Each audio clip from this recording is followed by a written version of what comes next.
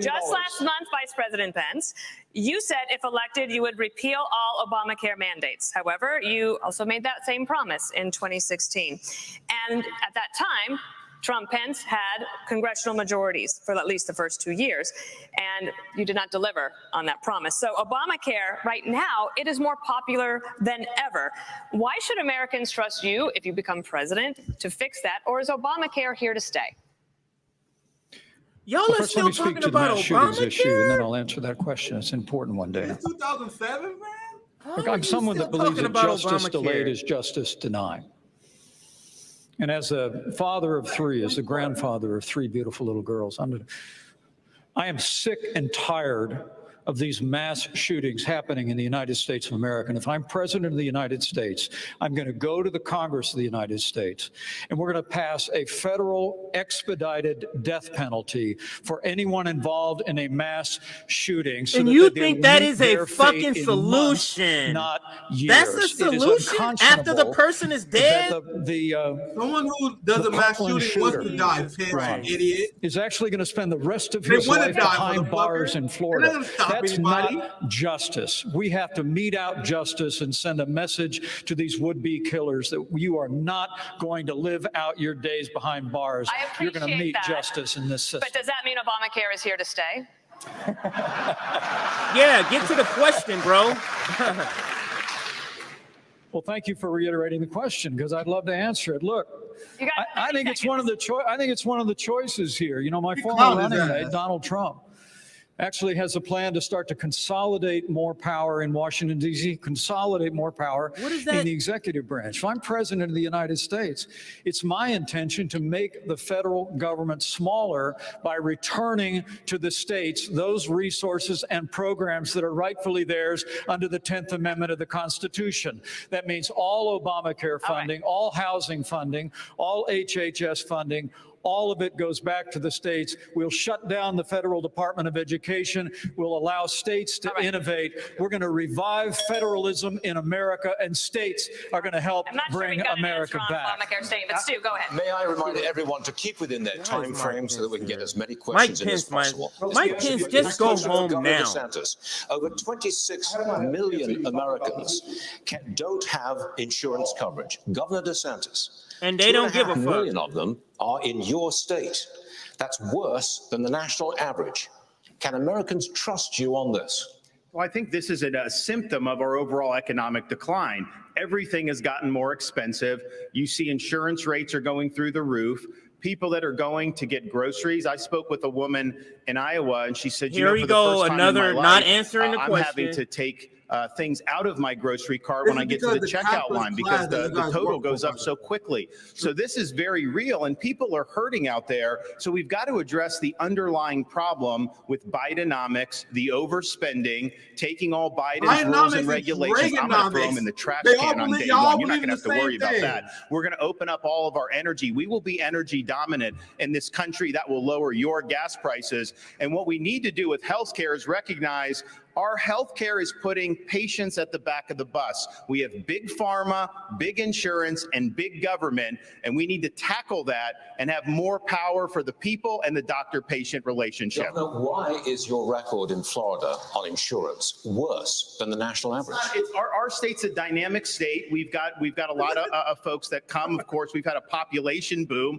We also don't have a lot of welfare benefits in Florida. You know, we're basically saying this is a field of dreams. You can do well in the state, but we're not going to be like California and have massive numbers of people on government programs without work requirements. We believe you work and you got to do that. And so that goes for all the welfare benefits. And you know what that's done, Stuart? Our unemployment rate is the lowest amongst any big state. We have the highest GDP growth amongst any big state. And even CNBC, no fan of mine, ranked Florida the #1 economy in America. We're moving on.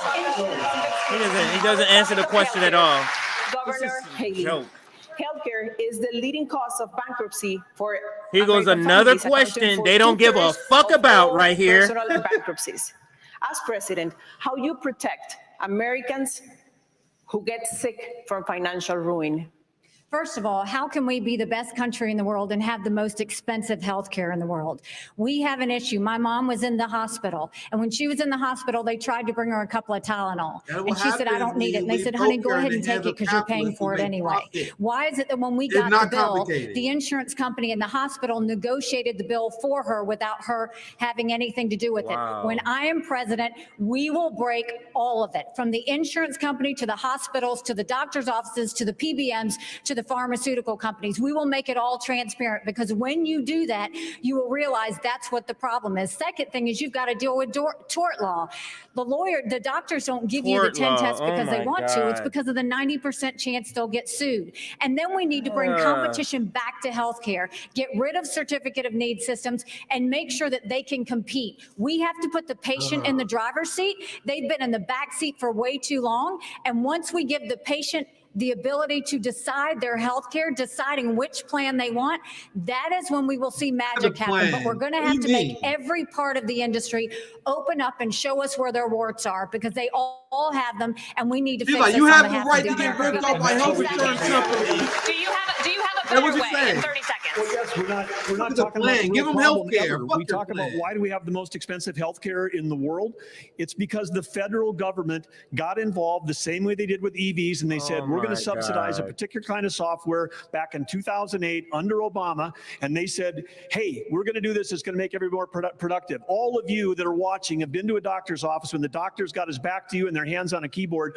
The only industry in the world that's ever absorbed $1 trillion of IT and became less productive, they saw less patients per day, is U.S. healthcare, because they were subsidizing a certain kind of technology. It wasn't about improving healthcare. It was about picking winners and losers. Every time the federal government's involved, whether it's higher education, healthcare, or now the auto industry, things get more expensive and less competitive. That was a great transition, because we are going to move on the future of education in America. What's the government's role in finding a way forward? The second Republican debate rolls on from Simi Valley.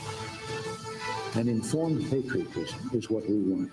These people are running to be the president of the United States, man. Like, if in a rational society, since you're running to be commander-in-chief, sorry, I had to step away from my desk for a second. But since you're running to be commander-in-chief, this debate should be, what do you think, CJ? I'll say 60% foreign policy. Like, if this debate is 2 hours, 1 hour and 10 minutes should be on foreign policy. That's my ratio. They're the president. All this shit they're talking about, they have no control over. Yeah, that's Congress. You should ask, what executive order are you going to do on education? What executive order are you going to do on immigration? Everything else is bullshit. Everything else is bullshit. The president controls foreign policy, especially since Congress abdicated that power to the president under George W. Bush, and then they made it worse. John Lewis did that, by the way, where they completely planted the ball to the president. So the debate should be 60% at least. What do you think, CJ? Should be 60%. They should be talking about China for a third. It should be a 30-minute nonstop conversation about China. There need to be exchanges between the candidates on where they differ. But this debate is a joke. Like, that's why I'm like, I interrupted a lot because who cares? You're running to be president. Y'all should be debating Ukraine. The rest of this goddamn debate should be on Ukraine alone, CJ. This is just another. This is just another spoke in the wheel of why Americans are so, and they're stupid when it comes to politics. They're literally some of the most stupid or propagandized, or whatever other word, if you want to use a nicer word to describe them, Nick. We are watching a debate that's not a debate. The people who are debating, Nick, what is the purpose of the debate, or what usefulness of a debate if I can say, what's your name, and you don't have to answer the question, what's your name? You can just start talking about Kermit the Frog. You can just start talking about, Looney Tunes. You can just start talking about whatever. Like, this is such a non-debate. Nobody is getting substantive understanding of anything. This is why we don't know anything politically as a whole. This is why we fall for things, because we don't know enough, because our political discourse is this, where they're literally not answering a single question. Then you got Chris Christie, who was just here to talk about Trump. Like, nobody on the stage is serious about policy. Nobody on the stage even the moderators aren't serious. Maybe the one who has a bit of a Spanish accent, she seems to be really talking about, like, really trying to get answers. The other two are just kind of like throwing red meat to their base. It feels, I mean, the last sorry, go ahead, CJ. My bad, but sorry, go ahead. No, just saying the last debate was terrible, but it's turned out to me to be better than this so far. It's turned out to be better. Well, it's a shame that Trump is not here, man. But Trump doesn't have to be here because none of these people are winning after this kind of performance. That's why in MSNBC, especially Morning Joe, was in horror when they saw that Trump poll numbers went up after he did 10 last debate. Like, this is like Vivek is doing his best to be a Trump cabinet pick. And like you said earlier, these people are actors who have the inability to debate and actually talk about their policies in a meaningful way. That's why there's no actual intellectual exchanges done here. You got one minute here, 1 minute here. Oh, no, 1 minute here. No, they can't defend what they're talking about in a long form way. So this format helps them out to have short bullshit answers. It also helps them to avoid the question because there's no time to follow on any of that nonsense, right? So it's a complete waste of time. And that's why this quote unquote democracy is a joke, because not only is this debate not a debate, it's the fact that debates like this don't happen all the time. Why do these debates only happen during the election years? That's my question. I said this a long time ago. Remember, CJ, I said you should have the Senate minority leader and the Senate majority leader. They should have a debate once a month about what the fuck you defend what the Democrats are doing. You defend what the Republicans are doing. And that's the bare minimum. At least a month where you have Chuck Schumer versus Mitch McConnell, Hakeem Jeffries versus Kevin McCarthy. And then you should have people like AOC, Martin Taylor Greene debate. There should be debates all the fucking time because that's how you nail people down in their positions, how people will be held accountable. But they don't do this in their government because they can't defend their positions.